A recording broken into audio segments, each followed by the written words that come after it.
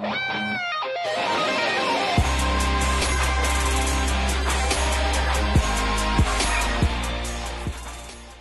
much for having me. Thank you so much for having me. That's where I usually sit. So guys, he's never done this before, but I'm like so conscious about like my angle. And I know I shouldn't be, but I see it. No one else sees it, but I really see it. Okay, I try to love my right side, but I just don't. And I'm like, I look so good on my left side and front facing that I'm not comfortable doing my right side. So whenever I come for podcasts or something, I'm like, please let me be on the left side. But usually all the podcasts that you've been on, it's always you're always on the left side, right? Yeah, it's always your left side. Yeah. I request them, or I sit in such a way that, I have to look at the person to my right. My first interview was like my right side. That time I was too shy to be ask. I was like, I don't want them to think I'm like demanding. But apart from that, I've like been lucky. But usually, you know what? I've never understood, the left side versus the right side. Because like people tell me there are profiles, but when I look at my pictures, I don't find... You are lucky. I don't see the details. Like other people can figure that out. Maybe they can find differences, but I don't. That's great. That's how it should be, I think. Not care much and just love yourself. But is it like an individual thing that only you figure that out? Or like, do other people notice as well? Not exactly. When I tell people this is my angle and this isn't, they're like, no, both are great. But sometimes I'm like, which is my better angle? And it's always the left. So that's from your perspective? No, or from other people's people's perspective. When I tell them first, then they'll be like, no, both are great. But when I ask them, like, give me an honest opinion, which side do you prefer? They're like, but they'll say left. And I'm like, bang on. I think you have to have the eye for it. Yeah. I don't know. It's great. I don't find the difference. That's great. In this case, ignorance is bliss. So what do you usually drink? So yeah, I enjoy my drinks. It's not something where it's a problem where I want to drink every day at home or something. That's something I don't do. Like if someone in my family is having a drink just for recreation, I will never drink. I'm very particular about that. It's not something that excites me. But when I'm going out and wanting to have a good time, I need my drink. And then maybe I can't control. I drink too fast, so... then that's an issue, but it's just suffering. So it's not something that you do by yourself? No. Okay, see, that's the opposite for me. Usually I drink by myself when I'm working or when I'm alone. Usually in groups, I try not to drink as much. Nothing in particular, but when most of the times when I'm going out, I'm usually the one who's driving. So that's the reason I don't drink when I'm out. So you should take a cab then. No, all my friends do that. It's so annoying. I'm like, what the hell? Why are you here if you're not gonna drink? So tell me about your fitness thing. You've been like very particular with your diet and workout. I've been seeing pictures. Yeah, this is something I never focused on growing up because growing up I was always skinny, and then at a point for a few years I let loose and I was never not skinny, but I was like gaining unhealthy weight, and it showed on my face, my skin, my body. And it was only after I really got motivated to work out and I saw the results is when I realized that this is like impacting me not only look wise but also my skin, my mental health, and just me as a whole. And after that, I've just been like obsessed with like being fit. Yeah, that's amazing that you see the other benefits as well. Because I think in the long run, that's what matters, you know. For sure. In the short term, you might have your goals. You want to lose weight, you want to build a little bit of muscle, but these things are not as prominent, but these things I think is what keeps you going for the longest time. How you're sleeping better, you're not falling ill, your hair, your skin, and all those things. Yeah, exactly, those things. And I think that is important, and that is why I think most people, after a couple of years of doing so, they keep on doing it. They keep on continuing it for those specific benefits. For sure. I mean, it started off as me wanting to be fit and look good because I'm in the field where I click my own pictures as a blogger, content creator, and I was like, I want to look better.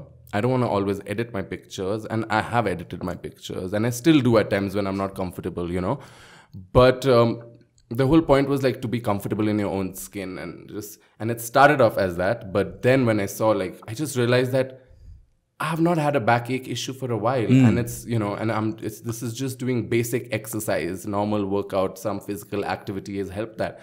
And that's when I was like, I am going to stick to this. And this is like a holistic improvement. I mean, as a whole, more than holistic, but then there's no going back. Once you see the results, then you're like, you know, and once you stay fit, I guess you can maintain it, you know. It's much easier. Yeah, you may cheat. Like, there are times where 10-15 days I'm on a holiday, I'm eating and not working out, and I come back and one day of working out and I'm nearly back to my routine. Yeah, pretty much. For me, it's basically two most important things. The first thing is like not falling ill. Before COVID, I got the COVID, right? But before that, it had been like 5-6 years since I've been ill last time. Yeah. So it was only because I was like working out and then eating, right? And the other thing is it teaches you discipline. I think that's the most important thing, you know. And I think when you're doing something regularly, whether you like it or not, because there are days you don't want to, you know, work out or you don't want to eat healthy, but you do it anyways because that's how it's supposed to be in your head, right? Yeah. And it actually keeps you, you know, because you need to learn discipline as well. It's a skill. So that's something you are doing unknowingly, but it passes on to other aspects of your life as well. True. And it's discipline by the end of it, you know, as a whole, because I just realized, like, you know, there are times where I just think like, I'm not like bread and I'm not like some things, but making that conscious decision for a few months or years, after that you get used to it. Yes, it's not that I will crave bread. I'll say if I'm hungry, I'll eat something healthier and fill myself and then decide if I still want to have bread. So discipline is key. And that's, and getting used to it as well, like you said, because most people, they would try something for maybe a week, a month, and then the diet is really hard. Going to the gym is really hard. But if you push it long enough, it becomes second nature where you don't have any resistance against it. And that's the beauty of it. How long has it been since you started working out? So I would say 2019 is when I started, like, I've always been like slim, skinny, towards the skinny side, but where are my abs? My brothers had abs. They used to play sports. I was like, where are my abs? I want to test myself. Do I have abs also? Does my body not have it? Because even at my skinniest as a teenager, I'm like, I've never got abs. My brothers have it. So I was like, I need to test that. So then I started off with that. And, you know, as a result, everything started looking better, my shoulders, everything. And I was like, this looks really cool. And I'm going to like stick on to this. So you started from your home or the thing that you're currently doing? So I started off with group classes, HIT, at this club I was a member at in Bombay.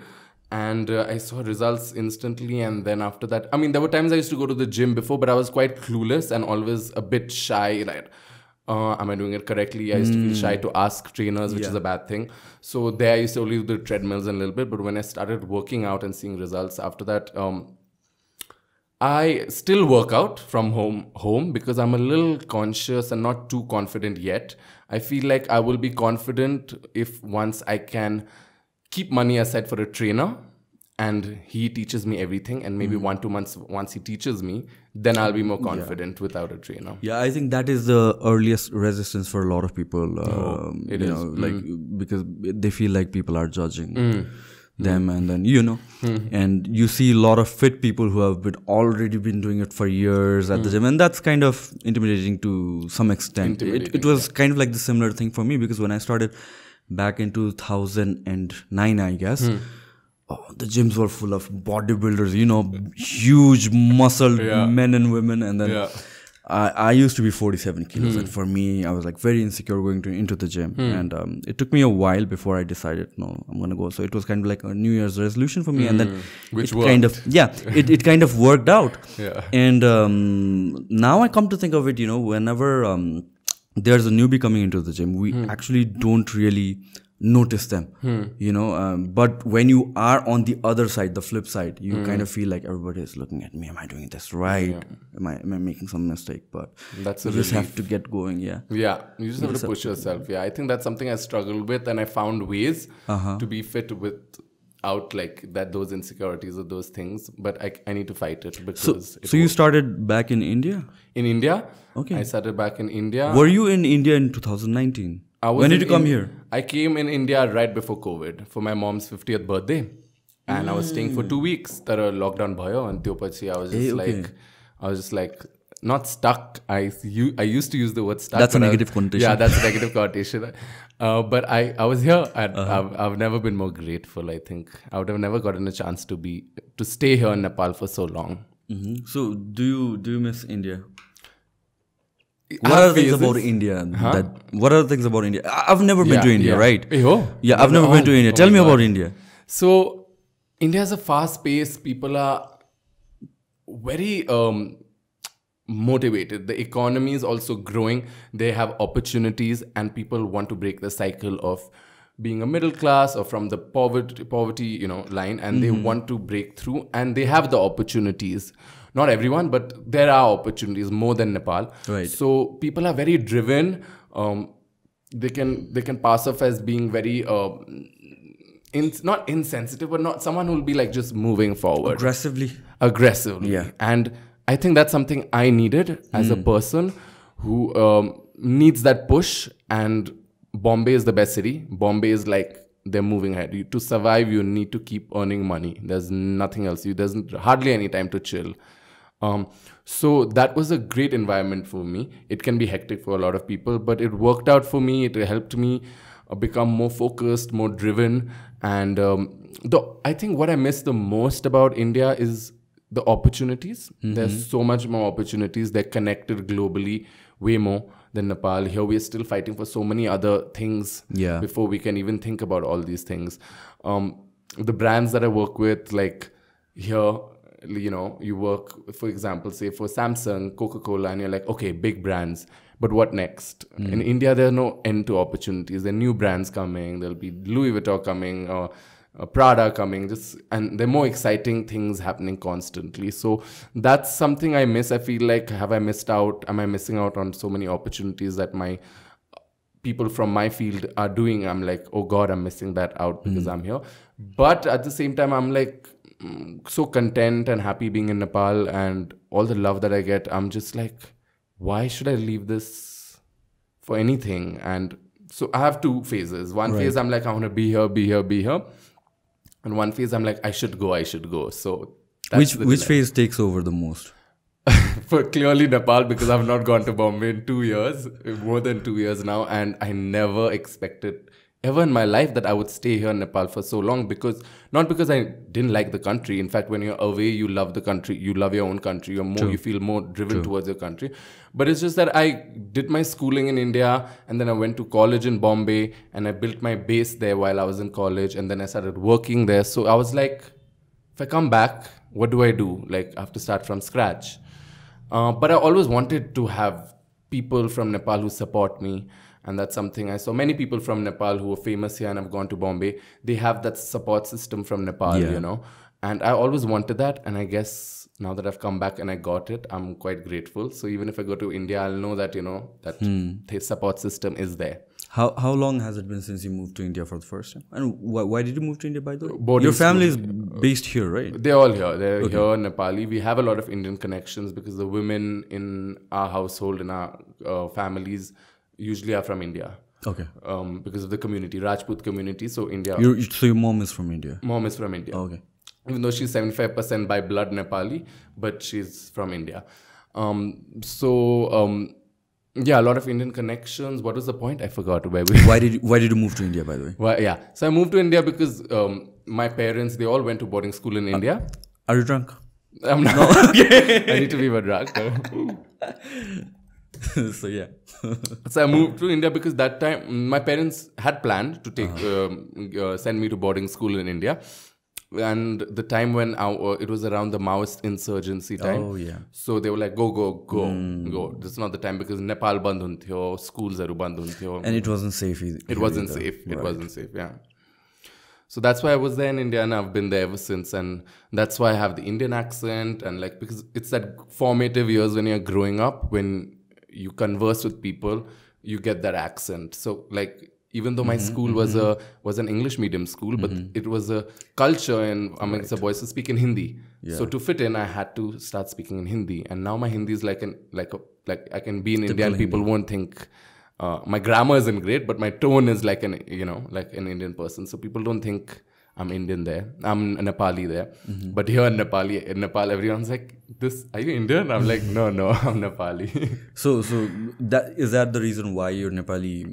You're not very comfortable speaking Nepali, are you? Yeah, because my first language was Nepali. Okay. We were good at Nepali when I hear myself growing up as a kid. And then they started my family started making us learn English, because I now learn English as well. So we started speaking English, and there was a point where they encouraged us to now get good with English also. Nepali pani bolte ho, tara English pani. And the issue was that we were going to India, so we never studied Nepali as a subject, as a language. Okay. We did Hindi because like India gaira cha tyo garni paryo. So that's what happened. And then when I went there, I lost touch of Nepali. There weren't many Nepali people in our school. Lost touch. In fact, the most I spoke in Nepali was with my friends from Sikkim. Tewanda Aruta, I didn't. So were you coming back and forth to Nepal? Yeah, I was coming back like every summer and winters. But then you're just used to one language, English. And then my family really tries to make me learn Nepali, and they've always tried. But I don't know what it is with me. I was just like, no. I don't know. I was so comfortable with one language. I don't know. So do they speak in Nepali yeah. home or mostly in English? So there's this Nepali English, with each other. And they'll speak with me in Nepali also, but I'll reply in English. Like my dad, literally there are times where he's like, okay, now hami Nepali ma matte kura garni. Ani I'm like, I feel shy. Yeah. I don't know why I feel shy. I totally understand, because like I come from a Newar family and I don't know Newari. Yeah. Like I cannot speak in Newari, but I don't understand most of Newari either. And my, if you look at my cousins or all the other relatives, except for like I was the first person to break that language. Oh wow! Right? So, really? So yeah, I and then after me, my little sister, she doesn't understand Newari as well. But then it's basically, I think it's those formative years when you're very small and your brain is very malleable. And that's when things like language and emotions and a lot of these things, philosophies, that get solid in your brain. For sure. Because you see kids go to America for those few years and they come back with a full thick accent. American accent. Yeah, American accent. Right. And then you see people, I've seen people in Nepal, they have an accent. And I'm like, how did they get it? I try to think, these things come around. Like, how did they get an accent? English accent. Like Nepali accent. American, British, a mixed accent. Okay. I'm like, how did they get an accent? Right. Not with judgment, but with like curiosity. And then when I dug through, when I saw my cousins and them getting an accent, I was like, they basically watch YouTube videos and like cartoons and things where people are talking English. And if they don't speak English in their household and the only English they have access to is with an accent, they tend to get that accent while they speak. So I'm like, that's how it works. Because I was so curious always. Yeah, because like when you growing up, there used to be like few Nepali series and all those things. But then I don't think anybody watches that from this side of Nepal. Yeah. Basically. Yeah. But I think that should be the key if you want to grow the community as well. Because that's our language, our history. I don't want to be preachy, but that's the reality, the language of the history that has to go on. Like even in India, people... towards the south, they refuse to speak in Hindi, right? Yeah. They are so proud of their heritage and language and culture. So, and I think we have a very rich history. We have a very rich culture and heritage that, until unless we, not just as a community, we as a nation or the government, as long as we don't try to, promote it through media and everything, because that's where the people are. That's where the kids are, and I think that's where the effort should be as well. For sure. Like how, I mean, it doesn't have to only be Nepali. Like you said, you're from the Neva community and your language is also so nice and unique. So if you know that also, you're preserving it. I think it's actually... Yeah, I'm trying to actually learn it now. Nice. Maybe I'll get a tuition or something like that. Because my dad used to be... The funny thing is my dad used to be a very proud Newar, When I was born, he was like... I'll teach him Newari and stuff like that. And I was the first person to actually not speak Newari in my whole entire family. So like every single family gathering, you know, people are like, you know, what happened? Why doesn't he speak Newari? So But you understand it, I'm guessing, because you've heard everyone speak. Kind of. So that's the problem. I don't understand.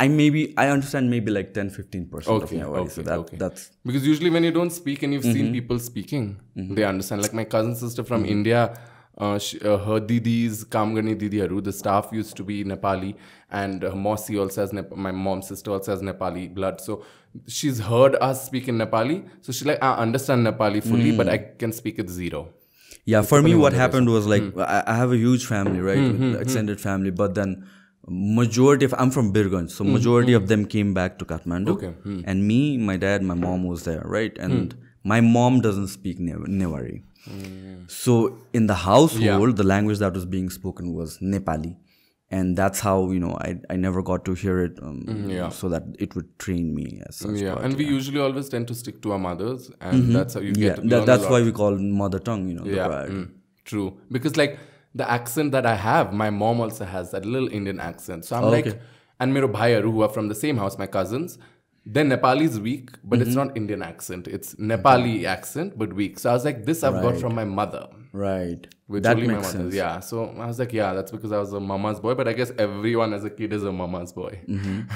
So how were your days in India? Like what did you actually do? I mean, like I know you were a stylist, but before that, how did you get into the industry? So Bombay, I went to Bombay saying I want to get into Bollywood and I wanted to be a film director. You were fascinated by Bollywood. Yeah, I was fascinated. Growing up, Bollywood films, obsessed. It has ruined me in many ways because of those, all those fantasy love stories and everything. I was like, this doesn't happen in real life, but it was so. I was so. But you enamored need. by it. I think it's an maybe Asian thing or something. But you need that spice or whatever it is. Yeah. You know, the Bollywood movies. Like for a long period of time, I never watched Bollywood movies, right? So I'm mostly either I don't watch movies at all, or it's Hollywood or series and stuff like that. But lately, it's been a couple of years whereby if there's a good Bollywood movie at the theater, I just go because I enjoy that, you know, colorful screen and then, you know, the drama and stuff like that. You don't get that in Hollywood, right? Yeah. So yeah, I can understand. Yeah, but the thing is, even after I know it's ruined me, I love Bollywood. Bollywood music is my number one genre of music. Okay. When people ask me, like, what music do you listen to? And I'm like, I don't listen to music if I feel shy. Others, because I'm like, it's Bollywood. They're like, Bollywood, but like what? Like Psy or trance? I'm like, I'll listen to it when it's playing, but by myself, it's Bollywood. And you mean from the movies? From the songs movies. Right. All the good ones are from the movies. Maybe not now, but like, yeah, from movies. So I still am obsessed with Bollywood because I grew up watching it, but it's just that I think we had too much access to Bollywood and Hindi soap operas that are mine. Every household, man. When it's 8-9 p.m., you know, Kasauti Zindagi. Yeah, because our moms are watching it or someone's watching it and we'll also watch it and it's very captivating. And I think that has ruined like our idea of how love and life is. It's made it a little thing. Definitely brought a lot of spice. I think we have so much more character that people in the West, when we go there, they're like so enamored by and they get enamored by a character because we have so much qualities in our character which is so expressive. But personally, I'm like, this is the kind of love I want of Bollywood. The expectations are very high. Yeah, it's there. It's ingrained in your head. How much ever you try to unlearn it, it's become a part of you. So that's the thing. I feel like, we should have had more access. We should have had more access growing up to like more like sensible films. More realistic stuff. More realistic. Right? That's the word. Yeah. Yeah. So how did you get into? Oh yeah. So Bombay. we've gone. I don't know where. Bombay. So then Bombay, I went saying I want to go to Bombay, be a film director. And, yeah. You wanted to create movies. I wanted to create movies. Growing up, I never wanted to be an actor. Even though that is always like a fun thing as a kid to want to be. But why? Why didn't you want to be an actor? I don't know. Even though I was so comfortable as a kid in front of the camera, and I was like, I don't know. I feel like maybe I always thought I was a little different, and I saw, and I was like, how will I fit in? Who would I be? I would see I would relate to the actresses, and I'm like, I'm a boy, so like, how am I going to fit in? So all of that played in my head, and I was like, I think I'll be a film director. And I love watching movies, and I love the idea of being able to make a film as a whole. So I always wanted to be a film director.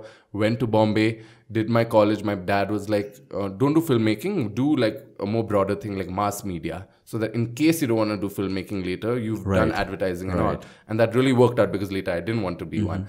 So they garyo, and then I interned for a film. It was a really big film. I got lucky. I networked and found my way. And this film called Zanjeer, which was a big film till it flopped. But that's when I realized I was like assisting as an AD. That's when I realized that this is hardcore. What is AD? Assistant director? Yeah, assistant director. Right, okay. Yeah, so I was interning as an AD because I was still in college. I mean, Priyanka Chopra was in that film and I was her biggest fan. So as much as it was so exciting, I still saw that the endless hours people put to work and the timings were night shift and then 6 hours rest and then day shift. And I was like, and I'm seeing like people who've been working for a while and they've aged. I'm like really fast and I'm like, I don't want to do this. This is too hectic. This is not my scene. Maybe I'll direct a film when I earn enough money to produce the film and direct it myself. But I'm not taking that, stress for sure. So because of that, I was like, I am creative. Let me use it on other things. And that's when I shifted to fashion. And then my focus is fashion. Then I wanted to work with Vogue. And I was like, do it. And I just manifested and worked and networked. And in those 3 years of being in college, I networked and I got so homely with Bombay. Even though for the first 6-7, I was in Bombay for 8 years. For the first 5 years of Bombay, I used to always crib. Nepal is so good. I'd rather be there and like the weather and this and people. And I would just crib. But I was still like, what am I going to do when I go back to Nepal? I've built a base. I don't want to miss out on this opportunity, this blessing I've gotten to choose Bombay at such an early age and be accustomed to it. So I stuck on. I don't know if I'm going back. So that got me to Bombay. Okay. What was I even asking? How did you get to India, right? Are you drunk? I think I am a little bit. So all this happened in a period of 3 years. The way you accelerated in your career. I think 3 years was a year where I was testing the waters without getting into it. But after 3 years is when I went out. I was like, this is my time to prove myself that I can be in Bombay. And that's when I started working and really slogging it off and like interning, assisting as a stylist, and did that for 2-3 years. It was really tough. Now that I think of it, I'm like, I would never go back. Because when you're an assistant, you get all the work as a stylist. Right. The stylist has reached a point where she or he has a team who will do everything. And the stylist is the creative person who will say, this is what I want, get things, do this, do that. And I didn't want to be a stylist by myself. I was like, I can't. I need to learn enough because it's a big responsibility. And I struggled and I enjoyed it. You get used to your struggles. So it was fun then. But now that I see it, I'm like, I don't know how I got into it. But then after styling is when I started my Instagram. Getting into fashion styling, you get inspired by fashion and the looks. And then I started dressing up like in things, the latest trends and things like that. And it started picking up my Instagram. Not like it started getting 10, 20K. It started getting 2,000 followers, 3,000 followers. And that's when people started contacting me to create content for them from my Instagram page. Okay. And then I got like my You mean the brands, right? Brands, yeah. They're like, come for this event. It's a fashion event. We'll pay you 2,500. I'm like, wow, that's fun to attend an event. That's been a and get dream. paid for it. And get paid for it. I'm like... I've always known I can't be an actor, and I've always thought, then there's no way I'll get these kind of things. I was like, this is interesting. So this was in Nepal? This is in Bombay. This is in Bombay. Like 2016. Okay. And then I was like, okay, let me work more harder towards my social media while I'm assisting. Slowly, I started doing my Instagram, like working on it and trying to get work and do things, promote things. And then that started picking up. And then I was like, I'm not going to assist anyone. I'm going to style myself and work on myself and build my brand. And that's when I started getting serious about content creation, blogging, which they call influencer, which is hectic as a term. But blogging and like creating content. And then in Bombay, I was really like, things were going really good for me. And things will still go good for me if I go back, because people still are like asking me. But things are going great for me. Everything was going great. I was getting some great brands. And then I was like, I need to learn more. And then I went to London to do a 3-month course. Tupachi, I was like, yeah, let me come back and grow. And then COVID happened. So, but it really happened for the good for me. So what about like the industry in Nepal? How is it like? Because I was having this conversation with Milan last time. Yeah. In India, I see that you can hire, like even regular people, you can hire a stylist. Yeah. Who'll, maybe it's a monthly service or something like that, who'll send you pictures of what you are going to wear today, this morning.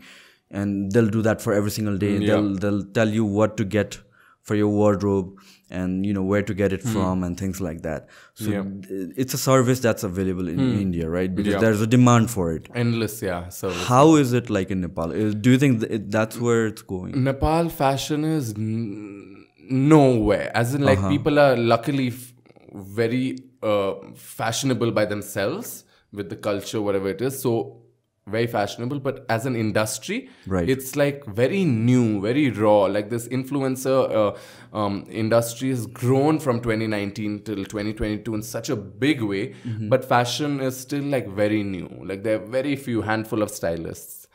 And for them, it's difficult to get clothes and do their job. Yeah, it's hard getting clothes here as well. Yeah. The designers don't value it as much, or the stylists don't get paid as much. So it's very difficult, but there are so many like stylists who are really doing well. And I just hope that they continue to get the work and get that motivation to be there, because they're really setting the trend, I think. Yeah, but to get it into the mainstream thing where every consumer is asking for it, the demand should be like really high. For sure. The industry has to move really forward. And it's not just about fashion in a sense of what they show on Vogue or what they show on the runways, but daily wears and stuff like that. I think that's where people need guidance as well. For sure. So like in terms of Nepal, what do you think is like the market changer, or more like trendsetter, is it the magazines? Like I don't know how the magazine scene is right now. I think a lot of them have shut down. Yeah, after COVID. Yeah, but what is, or what should be the medium that's moving forward as to create a trend?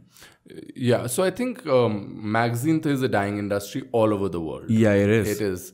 And the only except if you're like the top 0.1%. Yeah, no, but like even Vogue show, as a magazine, they're struggling to earn that money from Vogue, from the magazine. True. The way they are managing is being active on social media and doing other things, and with that fund that they collect they're sustaining the magazine. True. So it's the same case in Nepal as well. I think the social media plays a big role. I think there's so many big personalities here in Nepal, big in the sense that they have a huge reach and they have so many followers, so much likes, so much support, and people look up to them. And I think that if them and the stylist, if they value the stylist, I'm not saying they don't, but I'm saying if they value the stylist and they work as a team and show their final results, and it shows, a stylist is very important. People in India value it now. True. They're like, we can't do a shoot without a stylist. We need that creative input. So if people value that here, once they start valuing it, once more actors or personalities work with stylists and then the result is seen, that's when people are going to be like, oh no, we also need a stylist. Because actors don't go out without a stylist, without being styled. Here, very rarely do actors use stylists, maybe for a big event. Movies we don't count because movies costume and you need someone who gets costume. But in like events and all, there are actors who do get styled now, but like not otherwise. Not otherwise. These events, the event people pay the stylists, but I think you mean the personal stylist, yeah, like say if on an actor is day-to-day going thing. for the launch of XYZ brand, the brand will pay the stylist to style the actor. And I think if the actors have the budget, it would be smart of them to hire stylists and like get dressed well, because it's elevating your brand. And who do you think has a better style in terms of Nepal? Not to put you on the spotlight, no. Then you were saying better, not bad, so it's fine. Who has I should have asked the other way. Let me think. Who has a really good style? I can't think of anyone who is standing out. Okay. You know, who's like... that doesn't sound good. I can't think of any... Okay. Samragi dresses up really well and she has different looks. She has a brand of her own and that I think motivates her to dress up. Her style is really interesting and fun and fresh. Anna also has a really fun style. Her dressing sense, she will work towards it. And these younger actors like Anna, Samragi, the younger actors have understood fashion in a more... they've grown up with seeing more fashion and being on the mobiles and also. I think they do so. But everyone's dressed well, but I can't think of anyone who's like, wow, 24/7. But I think Samragi, Anna, they dress well. I'm sure there are many others which are not coming to my mind right now. But everyone has caught up. In these last 2-3 years, even the fashion industry has really grown. There's some really cool stylists who are doing well, like Uzu, styled by MP, Pepi Owl. I don't know if she styles. She does styling here and there. But these people, like, they're pushing through and going to the industry and saying, we have this service. We want to give it to you. Take it. You know, they may start by not getting paid, but I think that's how any industry grows. You know, first you have to give them the taste of what you're offering, the service, and then once they get the hang of it, you know, once you get used to it, you start valuing it more. For sure. So you mean to say, like, people, you know, it's more about playing it safe versus risking it, you know, going to uncharted waters. Yeah. No, I didn't get what you meant. Sorry. No. Playing it safe when you're talking about, you know, these people who have a good sense of style. Yeah. You mean to say that these people are able to, like, take that risk in terms of fashion, and not following like what's been there for, you know. Yeah. No, the thing is that if you are really doing in Nepal scenario, if you're really good with your style and you yourself can work and message designers and tell them to give you clothes, that is a smart move in itself. No? We are also saving money. I rarely see actors who have like manager, PR team. They may have it here and there, but in India, you get into the industry, you do your first film, you have a whole team set up. And that helps there. But here, I feel like we haven't come to a time where we need such a big team. If, you know, if like Priyanka, she works so much. She's like, she's working and inspiring. And she doesn't have a team as such. She must be having here and there. But like, as a whole, I'm like, wow, she can do it. And that's practical. If you really don't need it, then why spend money? Yeah, plus I think it's also about the size of the industry, the amount of money you're getting paid from maybe a project, you know. That's what it is. Yeah, because in India, you get paid in crores and then you can afford to have all these people. In India, if you're starting with films also or the web series, you'll get paid in lakhs, 15 lakh, 20 lakh. Right. And that is also a lot. And then you can do it. But here in Nepal, you don't get paid also. You have to really work hard and you get paid. It's not that you are a huge... Yeah. You know, it's just getting started. The industry is just getting started. And plus, I think the social media is like playing a huge role in, you know, all these stuff as well. Especially like you came here in the perfect time, you know, where TikTok was catching on as well. And you started putting out content. Yeah. And COVID and everyone sitting at home and, you know, and they are looking for something to entertain them or educate them or whatever it is. Because I realized TikTok completely changed during the lockdowns. Okay. Because earlier than that, it was all about just lip sync and dancing, right? Yeah. And even I got started after COVID because before that, I started putting out my content and nobody was interested. I used to get like 100 views or something like that. And it may be because it's changed from an app, Musically, right? So it was basically the lip sync and dancing stuff. And I think during the COVID, it had matured enough as well. Plus, people were craving for something different. And then more these educational stuff or any other stuff that's outside of those realms. I think those started getting caught up on as well. And then that's when you started?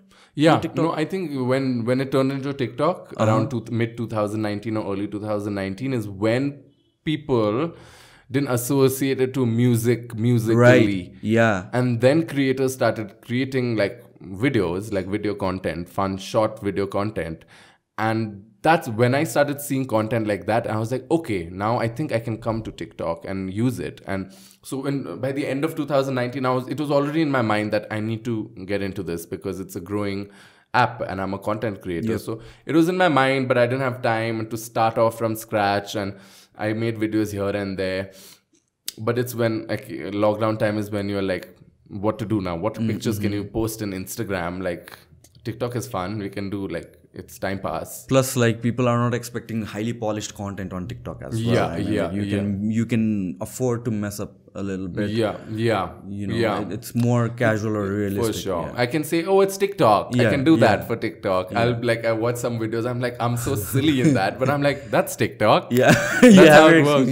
That's not the kind of content you would post on probably on Instagram. Never. But on TikTok, Instagram is more like proper, cool, fashion or like relatable, but TikTok is completely different, and everything is excusable in TikTok because there's so many videos I see from my past, and I'm like, like TikTok types. plus I think like earlier, before the lockdown and everything, it had a certain stigma associated with it as well, the app as a whole. But now, that was one of the primary reason why I didn't put out a lot of videos, because I would assume that's the kind of consumers that are on that platform as well. I mean, like, even if you compare all the social media right now, if you look at Instagram or YouTube or whatever it is, I think you will get a lot of negative comments or negative interactions on TikTok, but I think as a platform it's evolving. It's just going to take some time. It is. The thing is, TikTok is the mass anywhere, I think, at least in India and Nepal. In India, it is the mass. It has reached to the corners of our country as well. I mean, that's the most amazing part. It's crazy because I've been to places like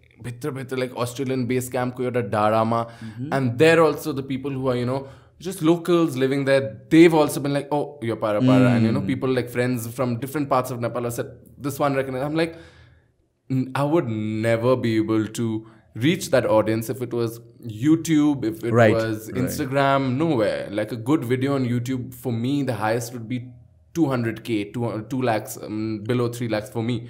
But in TikTok, it goes to millions. Millions, right. And so it's crazy. It's like a really, it's interesting. It's banned in India, right? Oil Sampan, Oil Sampan. I think it's become so political and very like Hindu and Indian nationalist. Yeah, that's the thing about India, not just saying about India, but the app in itself, like from what I've heard, it's a Chinese app, right? Yeah. And in China, the kind of content that they are putting out, it's completely different. Yeah. They're showing more and more educational stuff. They lock it down at 9 p.m. or something like that. And things like they have their own metrics whereby their own TikTok only. It's not the TikTok that we use. Their TikTok company has a different TikTok. Yeah, exactly. Yeah. So they are trying to use that platform to educate their people.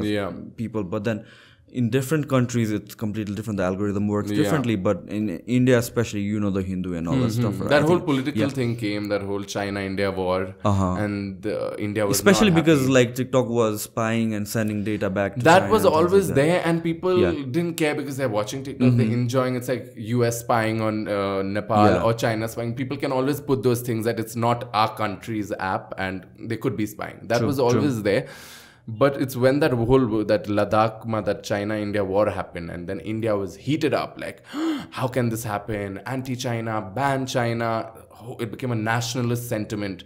That's when I think in politics, the parties who were ruling, they took this as an advantage to say, we will block this. I'm like, try blocking everything that is important in China, the country will be finished. I mean, the whole world is dependent on China. Exactly. If you block everything from China, it's very difficult to sustain yourself. So they and TikTok was always getting a little heat, like what is happening with TikTok? It was always a target. So they used these apps and they said, we won't lose out as a country and an economy by deleting these apps, but we will gain a lot of like support and love. So it became very ban. Who's going to bring TikTok back now? No one dare bring TikTok back to India. They'll be like, you are pro-China. And and that sentiment has already been built. So what about like, did they ban Chinese products in the Indian market as well? Did they? You think they can? No, of course. But I saw people throwing their TVs. So it was like personal thing, right? Not from the country. No, if you throw TVs, then you'll throw everything. It was crazy. Like I saw people throwing TVs and burning down this and that. It's actually because like 90% of your household products is manufactured in China. Yeah, Chinese products are like plastic in the sense that we have it all over. Yeah. It's difficult to live without it in this part of the world. But since I'm someone who has never visited India, right? My ideology of India is like, they are more, you gotta do this and not that. I see people trying to discipline other people in terms of morals and ethics. They have this group. I read somewhere during the Valentine's Day, they were like harassing young couples and stuff like that. So is it like that everywhere, or is it in certain states? In certain areas, in like bigger cities and things. I mean, in different. The thing is, it's like Nepal is only so like there's so many different types of people here. In India, it's so much more, and it's my fault also. In the beginning, I generalized India, saying this is how it is, but it's so different. In Rajasthan, where I grew up, people from Rajasthan are more laid back, chill. And more accepting in some sense? No, not accepting. But chill, laid back as a lifestyle. Okay. They're not like hardworking that way. But in Bombay, it is different. And they're so focused and hardworking. And even in Bombay, the different communities, every community, there's some communities are more hardworking as a, thing. And so it's different, but very different. Even though Nepal and India, we have so many like cultural relevance and all, it's different because when I went to boarding school, I was like, who are these people? They are so different from us, and not because of the language, but in what sense? Their work? In their mindsets, their thoughts. It was like it felt like I was in a secured place in Nepal, and now I've come out to a different place with like all different kinds of people from different states and this, and it was very different. It was like people were, I don't know how to explain, there was so much different things happening, and I was just like out of my bubble also. So I was like, I feel like I'm an alien, or they are aliens and I'm like the odd one out. Yeah, the thing you said about getting out of your bubble, I think that is very important. Like you being from Kathmandu, the next thing you could have done was move to India, right? I came from Biraj, and for me, this was like Kathmandu was a more fast-paced or more progressive place. Yeah. And I think that is what everybody should experience. Yeah, they have to leave their city. They have to try and live somewhere else, learn the culture, try things, and then especially get out of that security or the nest that you have at home. Because I think most of our culture here in Nepal is like we stay with our family and parents throughout our whole life. There are pros to it. You want to take care of your family, but then during that 20-30 years of age, I mean, like you have to risk it all. You have to learn what it's like to live on your own, earn on your own and things like that. And that is something I think people who go abroad, maybe in Australia, maybe to the US, even Nepalis, they learn that, for sure. Being on your own and being accountable on your own. That's something, again, comes back to the discipline thing. For sure. And that is something, those are, I think, the formative years for your career. For sure. Right? Because once you build that up, when you're like 30, 40, 50, whatever it is, you'll always have that. You'll always have that mindset. For sure. For sure. I think to get out of your comfort zone is very important. Even like for some people, their comfort zone may be living alone, and they've already learned living with their family, which could be very toxic. But I think getting out of your comfort zone and just being independent is something that is really you learn a lot. And even though my family is very chill, open and understanding, but they're still your family. Yeah. When you're at home with them, they'll say, where are you going? Yeah. What are you doing? Yeah. I've been in boarding school all my life. Then I went to Bombay for another 8 years. 15 years I've been away from family, only coming for holidays and enjoying it. Now that I live here, I'm like, I don't want to be questioned. Even though they'll not say don't go. Yeah, it's not a bad thing. It's just instinct. But then I understand from your individual point of view, I mean, like how it is like. Because I've stayed away from my family for almost like 10, 12 years as well. And then it's not about them being flexible or not. It's more about, when you have that luxury to not inform anyone and do whatever you like. That's what it is. It's just a small friction, but then it's a different feeling. You have your own identity and you're not answerable to anyone. That's like a freedom that it's great. If you can break that cycle of being happy, being yourself, it's great. You know what? I think we need a refill. We'll take a break. Address it down. Okay. Yes. Yeah, it's I like how the timing matched because we've been wanting to get into this thing, and it so happened that in June, then we found like the perfect time. So good timing. It worked out well. Let's make it like a mini encyclopedia thing for the LGBT thing. I'm scared. I'm also drunk, guys. Yeah. So tell me about the Pride Month thing. Like, what's the significance of it and like why it's celebrated? So I think like, people see Pride Month as celebration, a year of celebration, which it technically is, because we've come to a point where people have started speaking more about it, and there's more like, it's that month where we speak more and raise more awareness, and it's like Pride and like a Pride parade.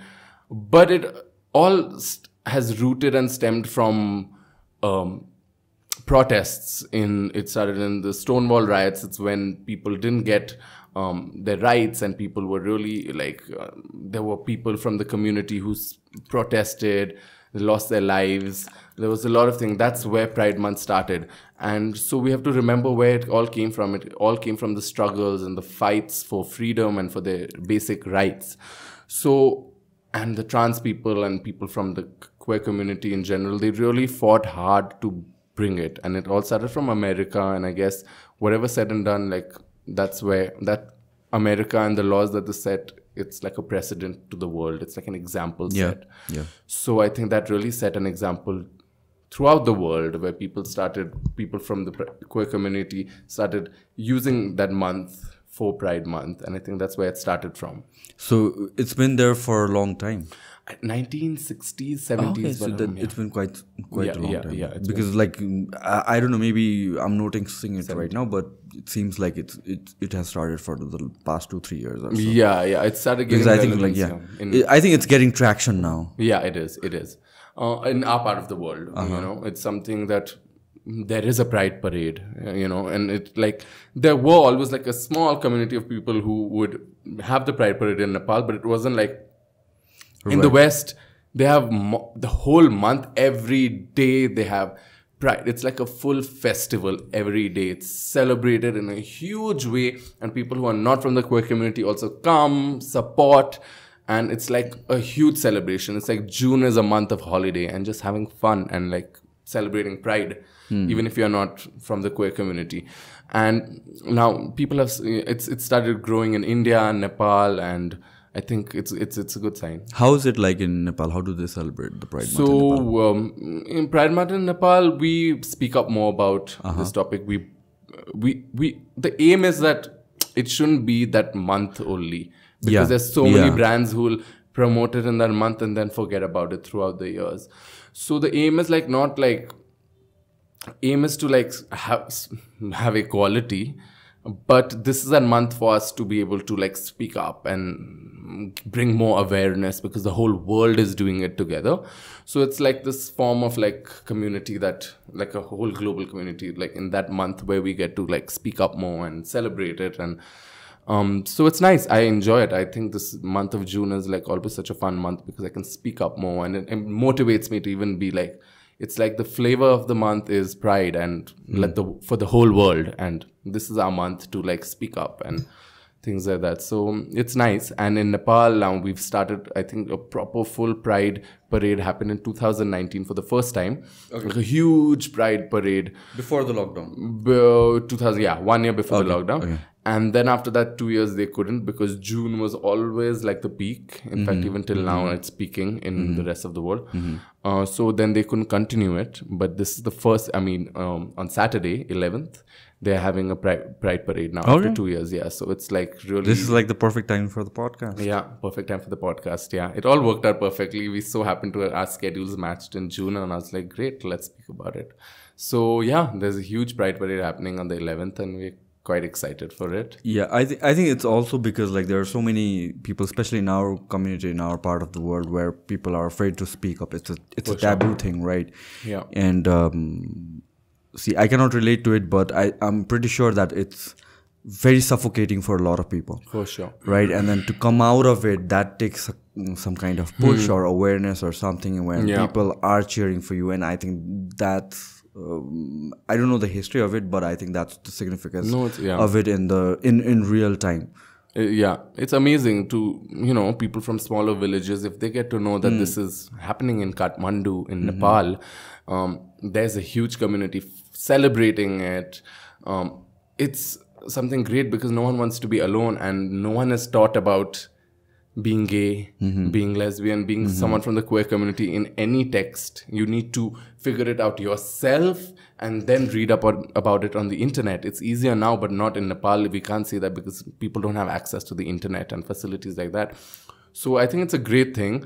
The parade is very exciting. I'm very excited for it. But, you know, apart from just celebrating it, we are also, I think it's going to be a form of protest because we don't have the rights that people internationally and like in Nepal also, where the media portrays Nepal to be such a forward, you know, queer-friendly country. Really? Yeah. Okay. It was something I grew up with while I was in India. When I understood I was gay, I was like, Nepal is so chill, you know, it's not like India. But when I came here and I understood, I was like, it's the same or even worse than India or anywhere else. Like, is India more accepting towards so, you know, it's LGBT? more than accepting. It's the laws. And I'm like, yes, there was that section 377 in India where they made it illegal for anyone to have unnatural sex. You know, by unnatural sex, it means technically even like with a condom or even for fun. What? Or yeah, even like, but who suffers the most is because if a couple is going to have sex in their home, no one's going to question them, no, with or without a condom. But who suffer the most is people from the queer community. Why did they ban condoms? That's no more, not okay, maybe not basically unnatural sex. Okay. Yeah, you're right. So in any form, right. No oral sex and no anal sex. And for straight people, they're like, yeah, we are. How are they going to police that? Yeah, how are they going to police us? Yeah, and with like so who suffered is like people from the queer community. They cannot have sex technically. No one's going to come to their home and check, but they can be targeted. So that was something which was horrible in India, which like got okay only till like 2018-19. It was something that was passed. We can do anything. You can have any form of sex. But I think around 2016-17, I'm very bad with numbers, is when they brought that back. Okay. So at a time like 2016, where they brought such a primitive law back, was horrible. So is this because of the Modi thing? Yeah, I mean, I don't know what it is, what they were trying to gain. Yeah, political agenda or this whole Hindutva thing. They're like, we can't do this and all. It was just messed up. And throughout that time, I was like, Nepal is so chill. Nepal is so chill. Somehow in the media, I've seen like people getting married here also, but it's not the case. We like transgender people are still fighting for their basic identity, you know, to have their name and gender changed. We speak about, Nepal was one of the first countries to bring male, female, others, but that whole others concept is so like flawed because what others? Like others is considered, anyone from the LGBTQIA plus community is considered to be put in the others. I'm like, I'm gay, but I'm a man, so I'm a male and I identify as male. So why should I be put in others? So it's very flawed. And by law, it's like if you are gay, bisexual, lesbian, your orientation is also that, then you are others. Okay. You know, it's like male, female, others. Technically, it should, why is the orientation here? It should be the other as a gender. But to put other as a gender is also crazy because, you know, third gender, you know, people see, okay, transgender is third gender. Transgender is not third gender. Transgender is someone who may have been born biologically as a male, but they always identified as a woman. They were a woman from their being, just not biologically. Like they knew they were a woman. They didn't understand why they feel those things, but they were always a woman. So when they transition, when they understand, when they realize that I was born a male, but I am a woman, and they say that I'm transgender, you are a woman because that's what you identify as. And transgender, trans women, trans men don't want to be identified as third gender. Third gender, it comes as a, third gender is a very, it has significance in our Hindu mythology. Back in the days, there were people who didn't, it comes from characters from Mahabharata and all who weren't entirely male or female. Here for a transgender man, he's entirely a man. For a transgender woman, she's entirely identifies as a woman. So why that categorization of like third gender? Third gender is completely out, but like as others, you know. So people are still fighting for that, and it's bad because, you know, even in like recent case, Rukhsana Kapali, who's been fighting for so long, she's one of the advocates and who speaks about transgender rights, being transgender, a trans woman herself. She just wants to study and live her life and prosper. She's such a smart woman and she's got so much potential, but the law is not letting her prosper because in college, she's not being able to give her exams because with the laws, it's your citizenship card. While giving the exam, your citizenship card has to match with your birth certificate. Your birth certificate is something your parents give you before you even know who you are. Okay, you know? So there's basically, you know, you cannot change your gender. They're basically saying that you cannot change your gender. So the thing is that citizenship card, if you change it, you won't be a you can't change it to from a male to female, female to male. If you have to change it, it has to go to others. That itself is flawed. And after you change your name, you can change your name and your gender from male, female to others in your citizenship card. But your birth certificate is what you were born with. And that you can only change up till 1 year. If you make 30 days, you have to make a birth certificate. And if you want to change it, you do it. But in 1 year, how will that kid know who you are? And nothing is formed yet. Well, what's the standard in the rest of the world? What's the standard in the US? So in the US, it's state-wise. Every state has different laws. And the states where they accept it, if you are a trans woman, you can change it to a female. And in India also, they have male, female, transgender, and it is up to the person to choose what they want. Self-determination basically is what should be the case. It shouldn't be by law or by the surgery you do. You know, here it is like here, and in India also, what is flawed, India is also very flawed, but it is you transition into your gender that you identify as, and to pass it legally, you need to have like medical proof. Why have that medical proof when you self-determine it? You know, it's you are who you are. Why do you need the medical proof? It is quite insulting to go to the doctors, show your genitals. I mean, I don't see the point. I'm like, most of the people cannot afford to have a sex reassignment surgery. So for them, if they can't have that surgery, technically you're not. Why is it that you need to have a surgery? Or why is it that there are other medical factors for you to pass, you know? Because when this consensus happened in Nepal, where they were like, oh, we're going to consider not male, female, and others. People were like, wow, what a cool thing. You're going to have the others category too.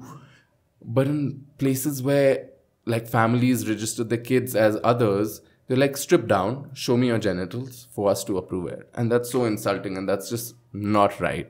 Why does anyone have to go through something like that?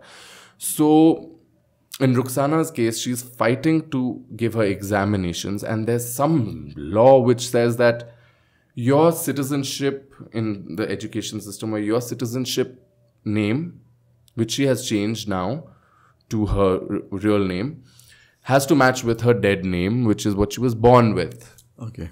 And that can't be changed. So because it doesn't match, you can't enroll to even give her exams. So she's fighting hard, like, for her basic needs. And people here in Nepal and India, just all over the world, think that, okay, no, Nepal is so progressive, but it's not. It's, in fact, way worse than most of the countries. Like, who are progressive. Are there any group in the LGBTIQ community who would like to identify as others? So, not others. You can, if you put male, female, third gender, non-binary, intersex, these are the things. Now, the thing is, others is so vague. It is everything. So why do you want to be someone like others? Others sound only like others, you know. It just sounds like not what the one, two, the others. It is putting you away and putting you out of the general, what the basic thing is. Yeah. So I feel that they need to be more mindful. Like, there are people who identify as third gender. They could be. from like the mythology, there are people who don't entirely identify as male or female. They are third gender, they can think. But transgender people, they identify as male or female because trans man is a man, trans woman is a woman. And let's not even talk about the intersex people, as those that are born with the genitals that are not fully formed, but both of male and women, but not fully formed. And for those people who are intersex, they are not even categorized as anything. What is an intersex? So intersex is someone who's born with genitals that are not entirely female, and they'll have genitals of a male and female, but they're not fully formed. Okay. Both are not fully formed, and they could grow up having more hormones of a man or a woman, and they can grow up feeling more like a woman or a man. So it's a timely thing. They'll grow up and they'll experience it. In the West, what they will say is, you're blessed with everything. Everything is great. You may not be able to reproduce sexually. That's the only thing, and people live their lives. Here in our part of the world, what they would do with intersex people is the Hijra community would come and take them, like, oh, you're intersex and this is this, and that's how it would happen. But there's no representation. Even like in Nepal, I know of only one person who's intersex, spoken up about it. Okay. It's such a taboo. So for them, they are also a sex, like male, female, and intersex. If you're going entirely with genitals, then it's male, female, and intersex. And there's no representation of that. Then third gender for people who don't entirely identify as male or female. Then there's non-binary who don't identify as anyone. None of the two. So, I just feel that others is a little like far-fetched, and there's a long way to go, but people are fighting, and I'm positive that, and their voices are being heard, and it's important for allies to amplify their voices, and yeah, hopeful. Do you think like this is part of a progressive process? What is the standard in the West? Did it start from being male, female, and others, and then it moved on to they corrected that along the way? So they've corrected it now where it's male, female, transgender, and you have an option of choosing any. But the point of being non-binary is still being fought in the world. Intersex also is very not represented anywhere, not given any attention because it's such a small number of people. But they're humans as well, and it's not their fault or anything. They were born the way they were.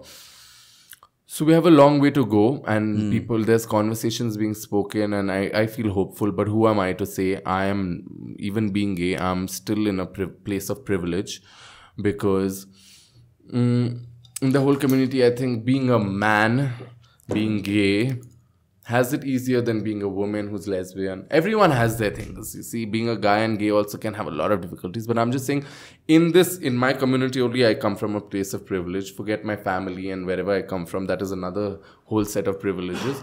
So I'm no one to be able to say that. But the way I see it is having privilege is so looked down upon. I think it's not a matter of privilege, but how you use that privilege. Exactly. If you are using that privilege to actually cater to the requirements of other unprivileged people, what could you have done better with your privilege then? Yeah. That's the most important thing. As much as I see when you talk about it, it's great that you accept that you're privileged and you're so much, very thankful about it and stuff like that. But I have a feeling that in this current day and age, people who are privileged are so looked down upon. It's not a bad thing to be, or it's not something that you should be ashamed of. As long as you're using that privilege to empower others or do something for others' benefit, that's the most important thing. That's the number one thing. Yeah. For sure. I just feel like there are very few privileged people as compared to in Nepal. So then now there's accessibility. Everyone is getting education. So they're speaking up, and that helps us understand our privilege. I didn't know about my privilege when I came back to Nepal as close as 2020s, when I started understanding what my true privileges were. I was like, no, everyone doesn't have it as me. True. And like you said, like, what do you do of your privileges? You were born with that. It's what can you do about it? I think it's the image that people have made that, you know, people who are privileged are just that. They're just privileged. But because majority of them, you don't use that privilege to, you know, empower others or like do something good for the others. There might be maybe 5% of the population or 10% of the population who are privileged, and they use that privilege to do something for others. But, you know, even if you are that 5% of the population, it's something that, you know, it shouldn't be looked bad upon. Yeah, for you see what I'm trying to say? It's how you use your privilege. Yeah, exactly. Yeah, that's the most important thing. At the end of the results matter other than anything else. For sure. It's about being able to, you acknowledge it, but also understand how to unlearn certain things, give a platform to other people who are smart or smarter than you, and not take that space or take it because you are in that privilege, you know? Like, yeah, exactly. Yeah. And I think, you know, it creates a chain as well. For example, let's say say you're privileged and you don't want to take up somebody's space. Yeah. But the thing is, someone like me, I can relate to you better. And I can sit down here and have a 2-hour conversation, and I can learn so much more, and I can pass it on to other people. So it creates a chain reaction. Maybe if it were not for you, I wouldn't have related to them. Yeah, right. But it depends. Like you said, you have some audiences who are technical, who will speak on, like, it's more like an interview where you will speak serious things. Those, you know, and if you had contacted me for something like that to speak about queer, the people from the queer community and thing, I would have said, I'm not good enough for that. True. You said, you know, this is an entertainment segment, that's your vibe. And I said, great, then that's perfect for me. But if you had come up to me and said, I want you to speak, I want this vlog, I want this podcast to be about queer rights, queer movements, and about things like that, I would have definitely said, no, this is not my place. I may know, but there's so many other people who are better, you know? So that's what it is, basically. Yeah, I think everything in the society starts like that, you know? The pendulum swings to the far left, to the far right, but at the end of the day, it has to come from somewhere in the middle, right? And then you move towards the more unprivileged side.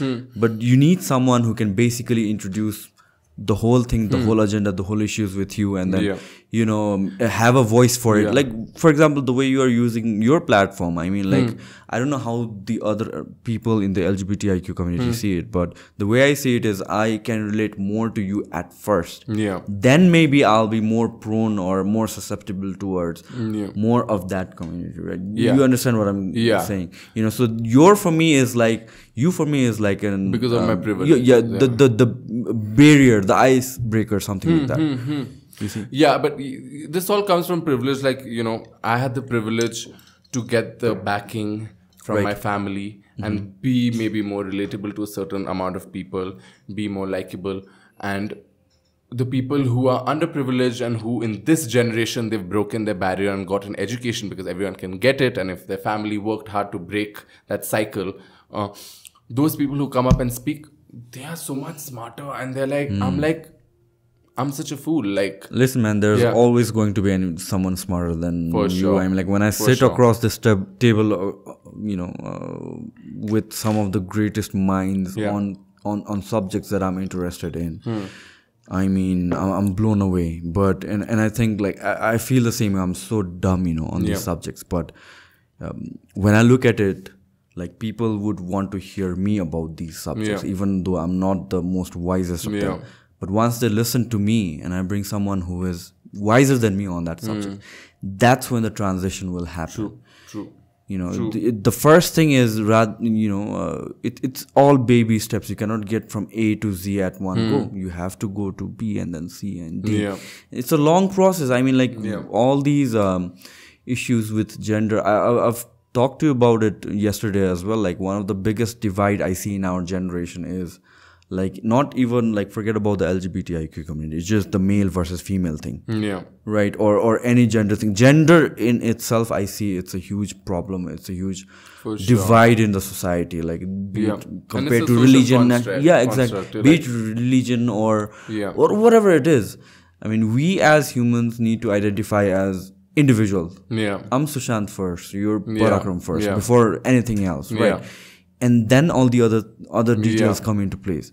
But we've gotten so used to being defined by our own group identity, that we forget that we are a part of this society that's functional. Right? And we that's forget our own identity. Yeah, exactly. And it's about like, how do we please, how are we in a group? Yeah. Like you said, not so as an as a individual. group, there might be 200 different pieces, right? But then that one piece has its role. Yeah. And to identify that as an individual being, that's very important. And this, to me, the whole gender thing, what's happening all around the world, it's most of the times it's disturbing. Yeah. Because these are things I think about constantly, and I search about, and I hear conversations. And this is not how it should be. Yeah. You know, be whoever you want to be, do whatever you want to do. At the end of the day, you should have that freedom. But, you know, to fight all these issues, it's not me versus you. It's not us versus them. It's about everybody getting together and, you know, tackling all these issues one by one. And that's how all these things are going to be solved. There are just some things that's going to take a long time. Yeah. As long as we're moving progressively towards the end goal, that's all that matters. True. In an ideal world, there'll be no labels. You're just human. You're yourself. And everyone has a unique identity, and that's all that matters.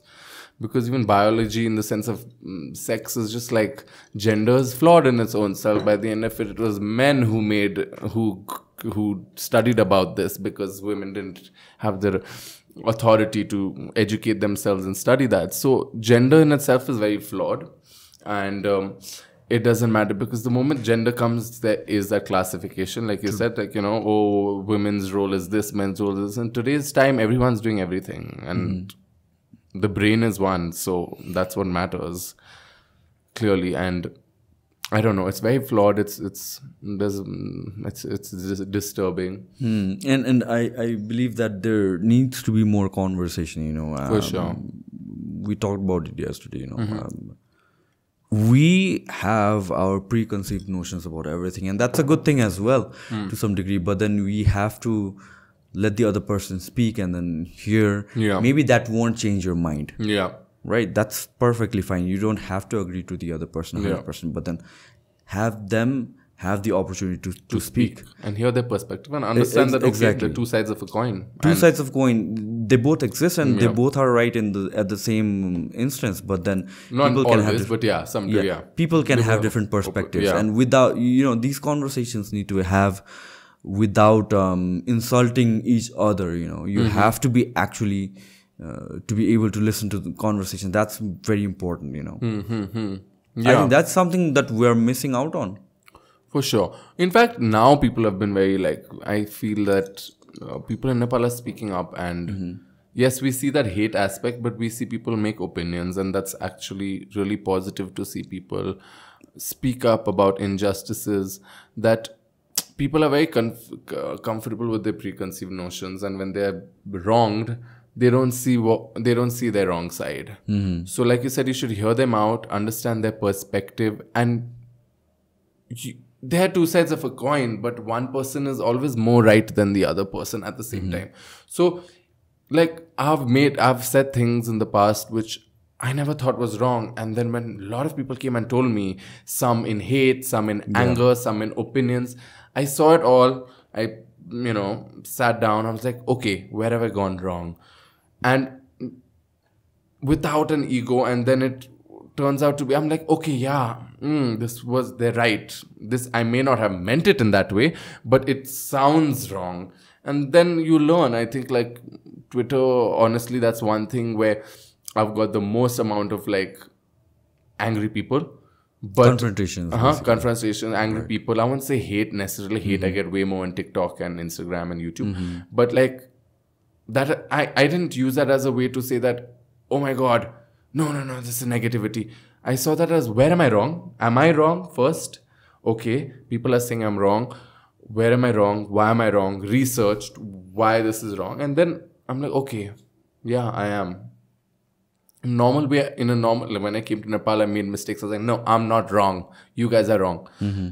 But it taught me, I was like, I am actually, like, wrong, and accept it, bro. Like, it is what it is. And it's just difficult to accept it, but it's, I mean, that's I think that is very important. That's something I realized talking to you was like, you know, you are you are someone who has self-awareness about things, what's going on around, and then you are very acceptable of datas and facts. And I think that is very important. Most of conversations that go around, I mean, like it's basically about listening to other people. That's about it. And then go home, do your research, do your thing, whatever it takes to confirm to that. But when you start not listening to the other party that has completely opposite opinion to you, and you discount it as a whole, I mean, that's where the cycle breaks, and then that's where the divide becomes even greater. And that's one of the things that I see especially on social media. Maybe it's a new form of communication. That's why that is happening. Also, it's also a fast form of communication. Also, there are no consequences. Like, because if I say something to you, something mean to you face to face, I know and I understand and I anticipate that you're going to be upset. I could see your face, and then I might not be as mean to you. But then on social media, the consequences are not there. And I think people are very unnecessarily toxic sometimes on social media. It's one thing to not agree to someone and I can explain it to you why you are wrong versus I can insult you for being wrong. Those two, it's all about the intent that you put out, and then the latter intent is more evident on social media. For sure. There are a lot of frustrated people who will take out all the frustrations on a mistake you've made and amplify it. And that is not right. There's a way to say it. You made a mistake. You can be angry, but you don't have to insult. Right. Exactly the same thing. Be angry and say this is upsetting, not right, delete it or horrible, but not hate and be like, just like be personal or find ways to like be hateful. There's a way to go out. Yes, some people could hate you for what you did, and that's fine, but there's a way to say it, because if you're going to be so hateful and vengeful and tweet it, then the whole purpose is lost. Then I will not read it. I'll be like, it's only hate. It's all about your end purpose. If you want the other person to actually, if you really want to educate the other person or to convince the other person, there's a way to say it. Yeah, sweet works better than sour. Sweet works better than sour, and like you could be angry, but you can still say it in a reasonable. Just be like, bro, I don't agree. This is not right. This is very upsetting, and be angry and say it. And that's when a person will hear. No? If someone just hates on you, like, this is horrible. Like, I don't even want to be thing. You just block them out. Yeah, you block them that's out. The best that's the way to do. Do you block people? Yeah, I do. I think that's the best thing best way to deal with it. That is, I block people. I block all these phrases that people use, and I'm like, I don't want that hate. And these hate is purely like homophobic or like judgmental kind of hate that I don't need. But I truly appreciate people who have feedback and like who want to tell me where I'm wrong, because that's how I learn. And I really like one needs to just want to unlearn the things that we have learned growing up, like these preconceived notions need to be unlearned, which is very difficult to do, and then learn. So it's not about only learning, it's about unlearning and then learning the new things. So it's and then the unlearning part is the hardest, actually. It is hard. They say grown up with that mindset. They say like whatever movement, like physical movement, you're swinging a bat or you're learning how to punch someone or something like that. Anything you learn for the first time, it takes around 400 to 500 repetitions. But to unlearn something that you've learned, it takes 5,000 to 6,000 repetitions. So it's even harder. And people go with what's easier, what's natural, and then most people, they never unlearn things. True. They just pile on to things that they've already learned throughout their whole life, and then and they make their preconceived notions on that. One of the things that we discussed about was, and it actually made me think about from a different perspective about the thing about representation. We talked about it, right? Where one photo shoot where because I was one of those people where I thought like, why is it wrong, or why are people mad at this guy for posing as a trans person, basically, right? And you came up with a fresh perspective, and it actually made me think. Can we go over it? Like, what was wrong in that? So first, like the situation when at the time where I would like tell people that if you are not from the community and the people from the community are saying it's wrong, that's when one has to be like, okay, if people from the community are not happy, why are they not happy? There is a reason that they're not happy. The thing is, when a popular person is there in the representing someone who's when a straight person, cisgender heterosexual popular person is showcasing as someone from the queer community to promote it, that's fine in this part of the world, because in Bollywood, in Nepal, people from our community, and I don't know anyone who's an A-lister who's really superbly popular. I remember you saying me, but I'm like, I'm not an A-lister because I don't get what film offer have I gotten or what music video offer I've gotten. You know what I mean? Yeah. In the film industry, it doesn't work that way, unfortunately. So it's fine. Like an Ayushmann Khurrana film, Badhai Do, the new one, is Badhai Do, I think. They were straight people, Bhumi Paidankar, and they both were straight people, but they showcased our community in a very respectable, understandable. They did their research. They understood how people feel from the community, and they did it in a very respectable way. And they helped enhance they helped spread the word and show a positive light towards it. So that is fine. We can't expect someone new to suddenly come and play such a big film and get that same reception. People will just not watch it. So that I understand. But when a whole project is based on a queer community or something in the queer subject, which was problematic in the whole place, the thing that shoot was inspired with, the film and the character that the shoot was inspired with. The shoot itself. And the character that it was inspired with was very problematic. It was something that our community, the transgender community, didn't like. It was very disrespectful. It wasn't showed in a right way. So to be inspired by that community, to be inspired by that project from the West, use it in Nepal, that was something that people didn't find right. They said that it is based on a very problematic character. And where's the representation of people from the queer community? Who from your team was queer? So that is what it was. It was just that the whole attention goes on a famous person, no matter what. In this, it went on that character who played it. So everyone was like, him. But the whole main thing was not him. Main thing was, as a team, as the research, as the people involved, where was the it didn't go right. It just went wrong. And that's what they were trying to say.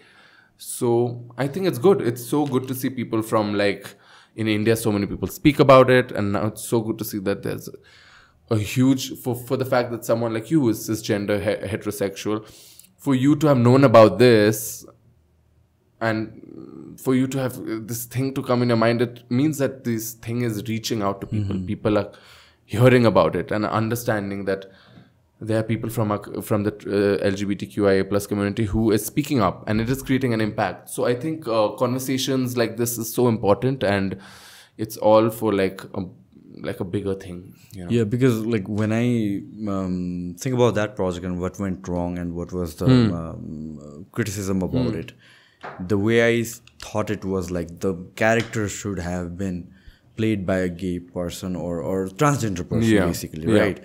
But what I understood from you is it's not as important as the story itself, the project itself, the creative idea behind it. It's not about building or creating a quota for someone from the transgender community, but having an input. Having an input from someone who actually understands the thing, right? So that's what you meant. That's what I understood. Yeah, the whole process is to be mindful. Yeah. Okay, we want to put someone who's really popular, who's from the cishet, because they have that portal. Clout, right. Yeah.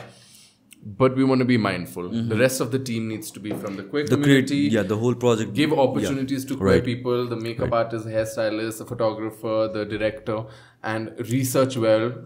Make sure you're respectful towards the community, because you aren't from the queer community, but you're trying to support them. You know, we aren't just happy with people dressing up as someone from or acting as someone from our community. That's not something we are like, oh wow, thank you. We want proper representation, like the right way of representation. And all these conversations made me also learn, because I'm not transgender, I'm gay. And I read up and I was like, this is true. People from the transgender community are speaking about it. You have to see their perspective. Why are they speaking about it? I'm not them. They are them. And they know more about, how they feel than we do. So we are no one to question them.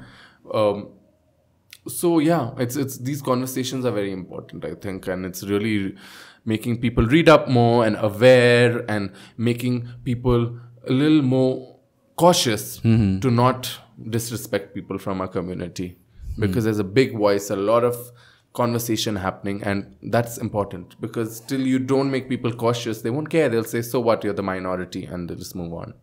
Yeah, one of the things I think that scares not like scares, but that creates a barrier is like, am I, like when we're having a conversation, not me personally, but for most people, it's like, am I saying something wrong, or am I going to be insulting the other person in a wrong way that I personally don't know is actually wrong? You understand what I'm trying to say, right? Without knowingly, it's not without intending to disrespect someone. And I think what people do is they create a barrier, then never communicate on with the person on the other side. And as long as the community and the conversation is freely done, because I don't understand, because I don't understand what's right and what's wrong, or what's considered as an insult. But the fear that I might have is like, if I communicate with the other person, ask someone something, it might be insulting to them. So what would I do is like, just shut the fuck up. And it makes the matter even worse. And that should be, because I've seen people getting pissed off of mistakes as well, genuine mistakes. And that shouldn't happen. No, the thing is how you say it. There's, you will be like, why would you think this is wrong? What do you mean, why would you think? Aren't you hearing what I'm saying? And there's a question like, I generally would like to have more information about where things went wrong. People are not going to get angry. Like, from the community that I come from, I'm from a privileged family where I need to be mindful myself.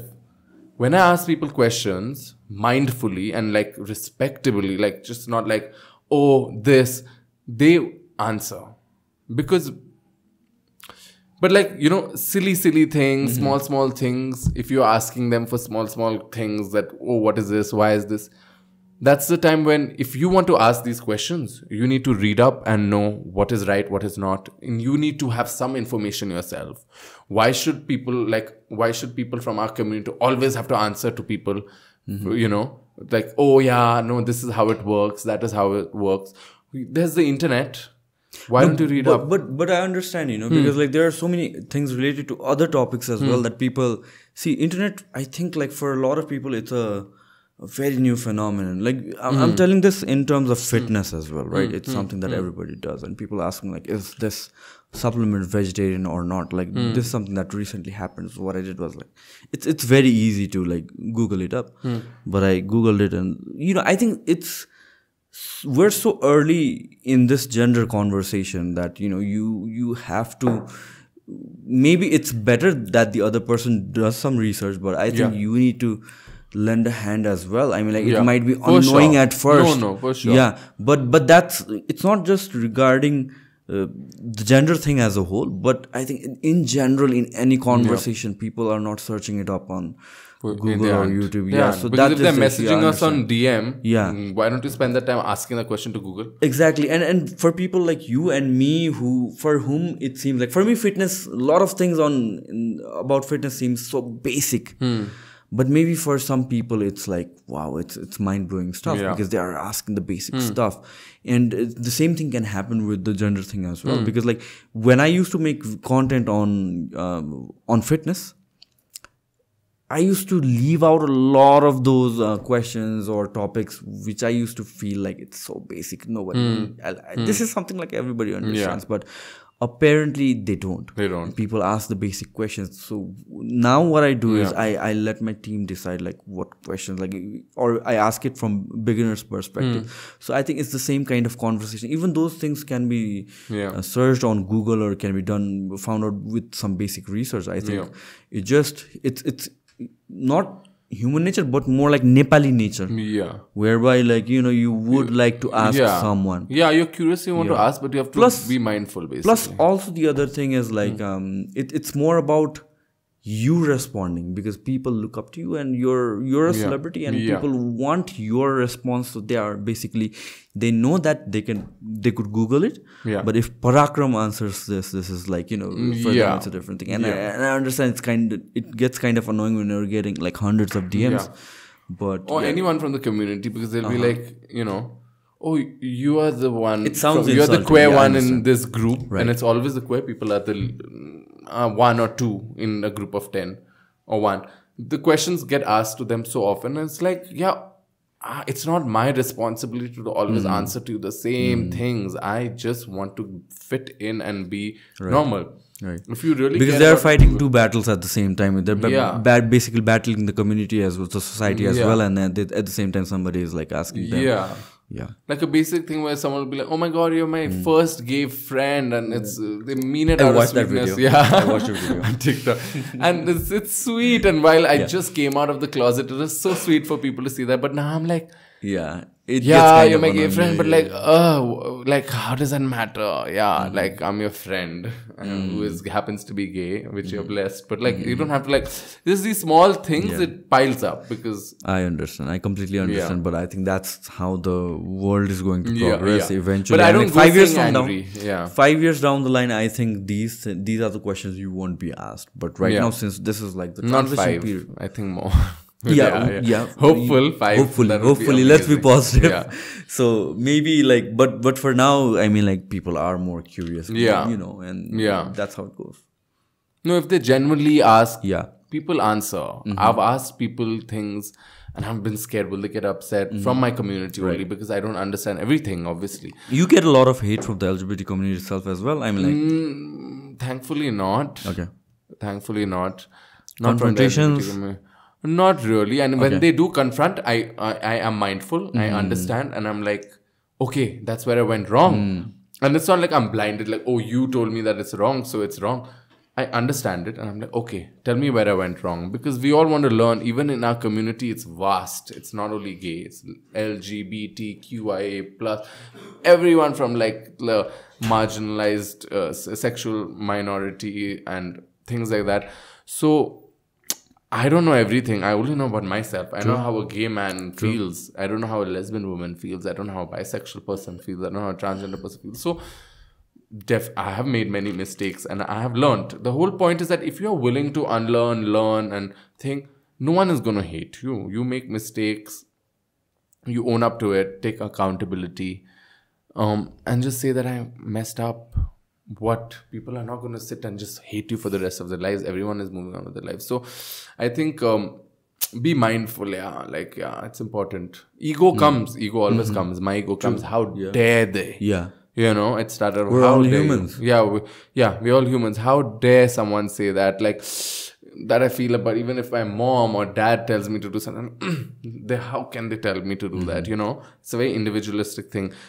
But you have to realize that everyone, like, I mean, you make mistakes, and just to know that we aren't perfect and we are making mistakes and we need to learn from it. To be able to want to learn from it, I think that's important. That is just like good to know that you are wanting to change yourself. What is something like people in the LGBTQ community, IQ community get offended by? Like, what are the questions, or like, you know, common mistakes? If you're being insensitive or just being, you know, people. What about like the he/she thing? Like, the thing is, like, you know, the thing is that ask the pronouns if you aren't sure. I would ask a straight person also the pronouns if you're not. The best way to be is like, so what are your pronouns? Usually a man or woman will be like, hello, why would you think I'm not he or him, or not she or her? But I think the conversation is to be more the whole point is that you're being more respectful and mindful, that you are valuing the other person to address them in a certain way. So definitely this whole thing, I have a friend who's non-binary, they, them. I have so many times said she and her multiple times. By mistake. Yeah. Okay. And that's it's a genuine something, mistake. that's something I wasn't used to calling someone as they, them. Yeah. But that's something I had to unlearn and learn. But throughout the process, I make mistakes. They never got angry. They understood till I said, oh my God, I'm sorry. Or I realized. Or they themselves say, oh, it's not she, her, it's they, them. So till you don't mean to offend someone and say it, like, it's all about the intent. Yeah, it's all about the intent. If you are trying and like you're working towards it, yeah, try harder for sure. Especially since it's so difficult for them to be misgendered so many times. There's so many non-binary people who will say, I don't want to be called, no, I don't care. Call me they, them, call me she, her, call me he, him. Because people misgender me. Instead of getting upset, I'll just be like, call me whatever. You know, it should reach a time where people don't misgender. If you are they, them, they, them. If you are he, her, he, him, he, him. If you are she, her, she, her. And conversations are being there and people are just opening up and learning. We give that thing to people from the non-binary community, transgender community, everyone who are not cisgender, will give that, will understand. They are understanding. You know, I know so many people who speak up angry because of the rights that they don't get. But when these things that we do, till they know that your intent is good, yeah, that's what matters. People get really scared. Oh my God, from our community, they're going to attack. We will not mess with you guys. We will not. Yeah, exactly. You are angry with us for doing this. Now we will not thing it. It's not about that, you know. Like recently there was this film that came out where they misrepresented people from the transgender community and showed them in a bad light. And people spoke up about it. I spoke up about it. Someone from the cast, one of the actors from the cast came up and spoke and said that, you know, we honestly respect the Ardhanari, you know, we're very religious and we didn't mean to say it in a bad way. But I explained to that person that it's wrong. You're not representing it in the right way. It's a very sexual way that every Bollywood film and, you know, Nepali films are also doing. And just to know that that person was wanting to understand. I wasn't being rude. I was just like, this is not right. This is not right. It's like the person was like, okay, why am I not right? Yeah, I want to know. I want to understand. My intent is right. That's fine. You were wrong. People will call you out. But you want to change? That's important. Yeah. After being called out, you can say, fuck it. This is what it is. My intent was not wrong. I don't give a shit. But after being called out, you can say that I want to change. And that is like, people respect that, I think. Yeah, I think this thing is very important, you know, being able to change or being able to correct yourself. I find it illogical when people dig up on something you did like 8 years, 10 years, 15 years ago, and then even when you apologize or even when you accept your mistakes or you're willing to change, I mean, like, they hold it up against you, saying, you know, the opinions, you know, people can be mistaken at different stages of your life. You know? Change. Yeah, 8 exactly. years, you change. 10 years ago, 15 years ago, I might have been a different person. I would have said like stupid shit on any regards or any person or anything, any opinion. But somewhere along the way, I get educated more. I get more rational. I learn about things. I, you know, experience more stuff, and then my opinions can change. Yeah. That's the beauty of it. I mean, like your opinions can change. You learn things in your life. You know, if you were as smart as you were like 10 years ago, that means you've never made any progress. Yeah, for sure. And that should be like, as long as these conversations or as long as these, you know, acceptance of my change or my view towards something is actually genuine. I mean, people should be allowed to make that mistake and then move forward as well, because that means that's very acceptable of the people they have offended, and it in turn actually motivates the other person to actually, you know, be mindful about it in the future as well. Yeah. No, the thing is, 8 years, there are two people who had made mistakes 8 years back. But the question is, there's one who didn't apologize. Yeah. There's one who apologized, but in a very, very me, myself way. Right. You know, you make a mistake and apologize. Say, I'm sorry. This is messed up. And I'm accountable for it. You know, I have changed. I've realized. I've understood. But like, the thing was, someone was being targeted more than the main issue. And they should just say, I'm sorry. Let's focus on that. I'm sorry. I'm ready to take accountability. Let's focus on the main issue. Let's work on it, you know. And that person should have worked towards it. But it's just that the apology just seemed more like getting the target off of the back. Getting the target off the back. You gotta be genuine, with the whole, it was just the comment section. Everything was a little disturbing. For me, it wasn't disturbing what happened, like that person was involved. This more as much as that apology and how the intent was that only your friends can reply. And that was, I thought, was not right. It would have been better if you didn't reply at all. Yeah, it would have been better if you had an apology, wrong or right apology, but no comments. Yeah, exactly. Why comments only from your friends? That's what I felt. And I spoke up about it and I'll say it. And even if someone I know personally or not, I may not always be able to speak up, but at times that I feel really agitated, it's just like, that wasn't right. And that was just like, more power to you or anything. No. But if I was in that position, I would have said, please don't give me more power. Don't give me encouragement. I fucked up. I said, I'm sorry. And now focus your attention on the people and the work. True. I think that was lost in the process. Yeah. Don't give me hate also. Okay, if you're upset with me, okay. But no death threats, no rape threats is ever justified, no matter what. So don't give that, I deserve it or not. It's, I made a mistake. It's messed up. I'm so sorry. I've disappointed so many of you all.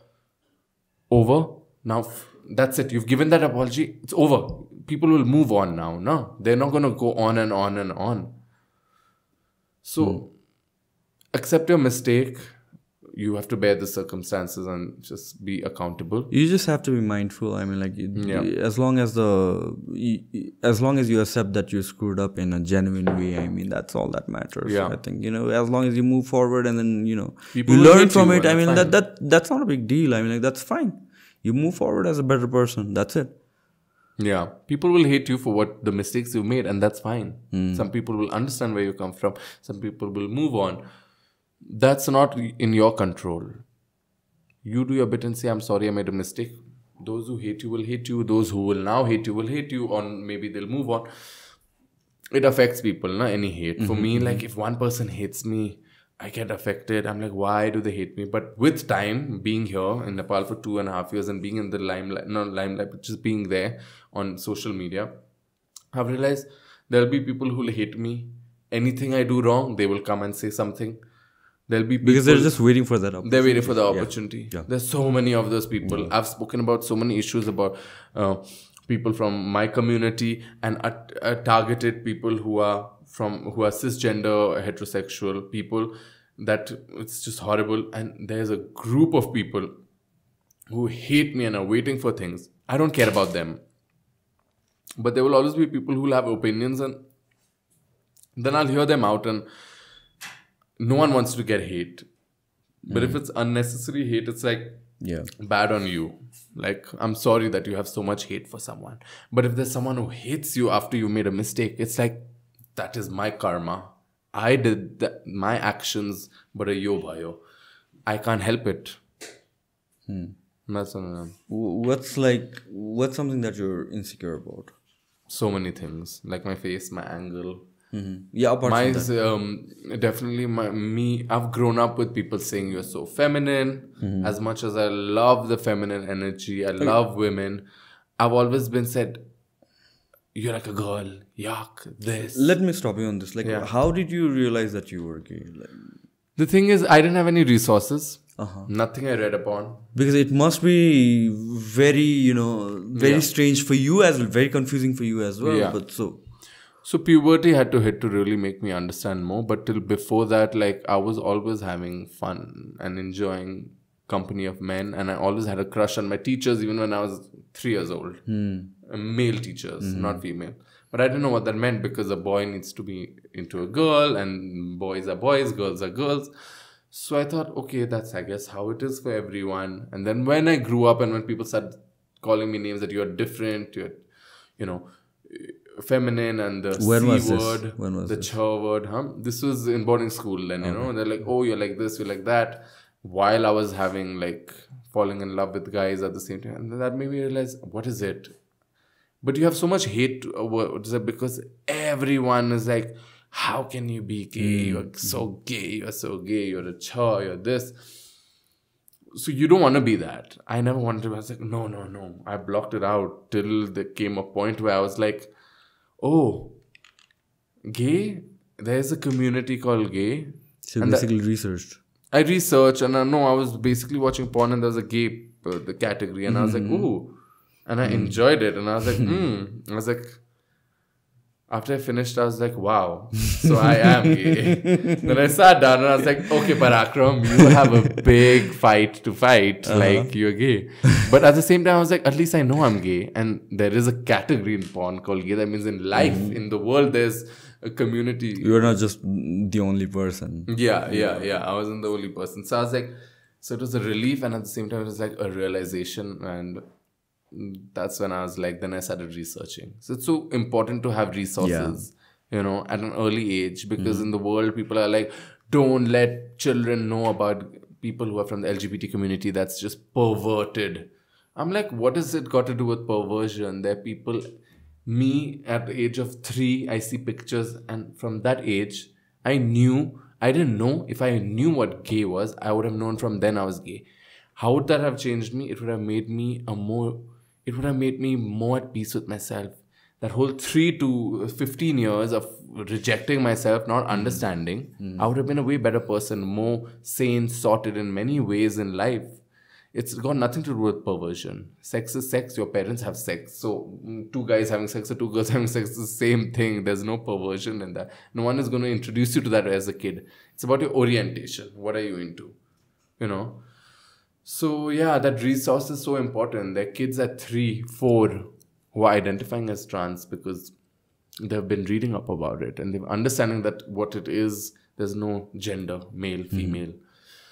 It's important. It's just messed up in the world, even in America and anywhere in the world, it's messed up. So yeah, I think it's turned into a very political agenda based thing as well. Yeah, for a lot of different countries, different places and stuff.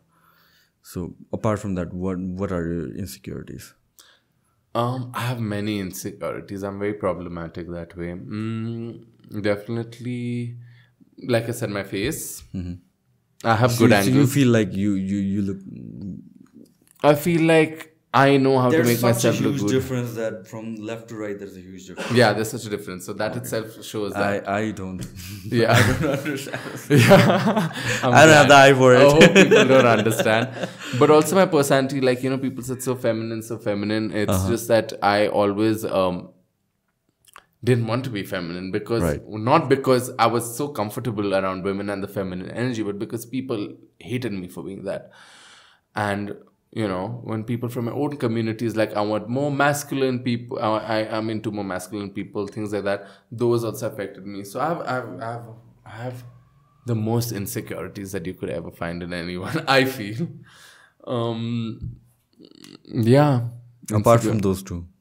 What else?